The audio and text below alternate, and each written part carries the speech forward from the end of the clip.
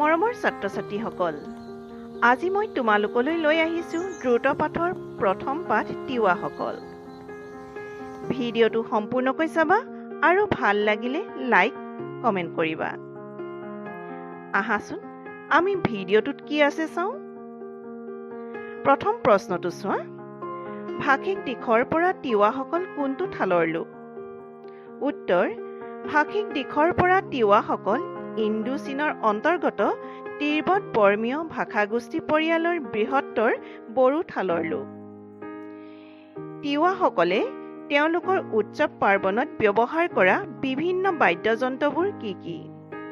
উত্তৰ: তিৱাসকলে তেওঁলোকৰ উৎসৱ পাৰ্বণত ব্যৱহাৰ কৰা বিভিন্ন বাদ্যযন্ত্ৰবোৰ হ'ল খ্ৰামবাৰ, খ্ৰাম খুজুৰা, খ্ৰাম প্ৰান্থাই, ডুমডিং, ডগৰ, পাটিঢোল আদি চামৰাৰ বাদ্য, বাঁহৰ পাবেৰে তৈয়াৰী ৱাফাং খাম, ঠক থৰক, মুখেৰে ফু দি আঙুলিয়ে ব্যৱহাৰ কৰি বজোৱা পাংখি, থোৰাং, মহৰ শিঙৰ পেঁপা, মুহুৰি আৰু থায়াং ইত্যাদি। ইয়াৰ পিছৰ প্ৰশ্নটো চোৱা। তিৱা সমাজত জেলা বুলি কাক কোৱা হয়? উত্তৰ: তিৱা সমাজত খেলৰ প্ৰশাসনিক আৰু সামাজিক মুৰব্বীজনক ভৈয়ামত জেলা বুলি কোৱা হয়। আনহাতে পাহাৰ অঞ্চলৰ প্ৰতিটো পৰিয়ালৰ মুৰব্বীজনক জেলা বুলি কোৱা হয়। 4 নম্বৰটো চোৱা। তিৱাসকলৰ কেইটামান উৎসৱৰ নাম লিখা। উত্তৰ: তিৱাসকলৰ কেইটামান উৎসৱৰ নাম হ'ল জোনবিল মেলা, বৰত, গোসাঁই উলিওৱা মেলা, ৱানচৌবা, চগ্ৰা, য়াংলি, মৈনাৰী কান্থি, লাংখন, মাই পাথালা, মাই ৰাৱা, খাপলাং, ৰাৱণী পূজা, পান্থাই চুইপা, বহাগ বিহু, মাঘ বিহু আৰু কাতি বিহু ইত্যাদি। 5 নম্বৰ প্ৰশ্ন। ফুলগুৰিৰ ধেৱা কি? উত্তৰ: ফুলগুৰিৰ ধেৱা হ'ল ফুলগুৰিত হোৱা অসমৰ প্ৰথমটো কৃষক বিদ্ৰোহ। 6 নম্বৰ প্ৰশ্ন। তিৱাসকলৰ জাতীয় সংগীতটো কি? উত্তৰ: তিৱাসকলৰ জাতীয় সংগীতটো হ'ল তিৱা তচিমা গীতটো। তাৰ পিছৰ প্ৰশ্ন। তিৱাসকলৰ সমাজ গাঁথনি সম্পৰ্কে লিখা। উত্তৰ: তিৱাসকল প্ৰাচীন কালৰে পৰা বাস কৰি অহা নৃগোষ্ঠী। ইতিহাসৰ পাতত তিৱাসকলৰ স্থান মন কৰিবলগীয়া। তেওঁলোকৰ সমাজ ব্যৱস্থালৈ মন কৰিলে দেখা যায় যে তেওঁলোকৰ সমাজ গাঁথনিটো পৰিয়ালৰ পৰা আৰম্ভ হয়।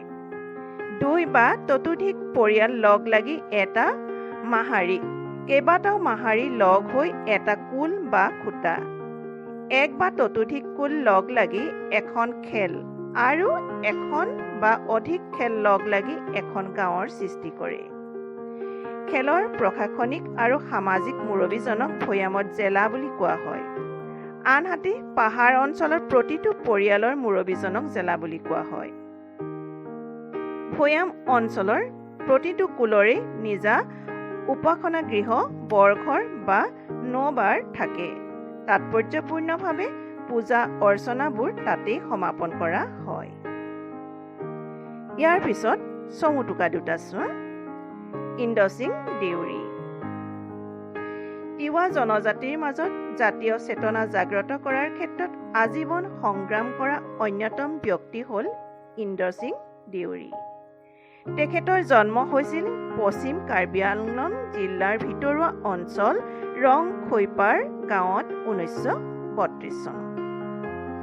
তেখেতে কাৰ্বি আংলং জিলাৰ তিৱাসকলৰ মাজত থকা অন্ধবিশ্বাসসমূহ আঁতৰাই শিক্ষাৰ পোহৰ বিলোৱাৰ লগতে তিৱা সমাজক আধুনিক সমাজৰ লগত পৰিচয় কৰি দিয়াৰ মানসেৰে তিৱাছা মিছন আৰু লালুং দৰবাৰ নামেৰে সামাজিক অনুষ্ঠানৰ জন্ম দিয়ে। ইন্দচিং দেউৰী ডাঙৰীয়াই তিৱা সাহিত্য সংস্কৃতিৰ ভঁৰালকো চহকী কৰি থৈ গৈছে। তেখেত তিৱা জাতীয় জীৱনৰ এজন কাণ্ডাৰী আছিল। তেওঁ একেধাৰী সমাজ সংগঠক, সমাজ সচেতক, সমাজ সংস্কাৰক, লেখক, গীতিকাৰ, সুৰকাৰ আৰু বিচক্ষণ ৰাজনীতিক আছিল। সেইবাবে পাহাৰৰ তিৱাসকলে তেখেতক ফা পৰৈ জাতিৰ পিতা বুলি সম্বোধন কৰিছিল। এইজনা ব্যক্তিৰ মৃত্যু হয় 1994 চনৰ 20 আগষ্ট তাৰিখে। ইয়াৰ পিছত চোৱা বলাইৰাম সেনাপতি। অসমৰ সাহিত্য সংস্কৃতি জগতৰ এগৰাকী সুপ্ৰতিষ্ঠিত লেখক, সংস্কৃতিৰ সাধক হ'ল বলাইৰাম সেনাপতি। তেওঁৰ জন্ম হৈছিল 1931 চনৰ 3 মাৰ্চ তাৰিখে। তেখেতে তিৱা জনগোষ্ঠীৰ সক্ৰিয় সংস্কৃতিৰ সংৰক্ষণৰ বাবে তিৱা কৃষ্টি সন্থা গঠনত বিশেষ ভূমিকা গ্ৰহণ কৰিছিল। 2000 চনত তেখেত তিৱা সাহিত্য সভাৰ সভাপতিৰ আসন অলংকৃত কৰিছিল। সাহিত্যিক হিচাপে তেখেতৰ উজ্জ্বল নিদৰ্শন মুকুল, অতীতৰ সন্ধানত, পাঁচুৰজীয়া অঞ্চলৰ লালুঙৰ লোকগীতৰ ওপৰত সামান্য আলোকপাত আৰু তিৱা জনগোষ্ঠীয় সংস্কৃতিত আলোকপাত, তিৱা সমাজ আৰু সংস্কৃতি ইত্যাদি। তিৱা সংস্কৃতিৰ একান্ত সাধক, গৱেষক পণ্ডিত হিচাপে তেখেতক নগাঁও জিলা সাহিত্য সভাই ডক্টৰ সূৰ্যকুমাৰ ভূঞা বঁটা আৰু অসমৰ লোক সংস্কৃতি সাধক হিচাপে বকুল বন ন্যাস অসমে বকুল বন বঁটা প্ৰদান কৰে। এইজনা বিশাল ব্যক্তিত্বৰ অধিকাৰী ব্যক্তিৰ মৃত্যু হয় 2014 চনৰ 11 মে'ত। ছাত্ৰ ছাত্ৰীসকল, এই প্ৰশ্নসমূহ তোমালোকে ভালদৰে মনত ৰাখিবা আৰু বহীত লিখি ল'বা। আজিলৈ আহোঁ, ধন্যবাদ।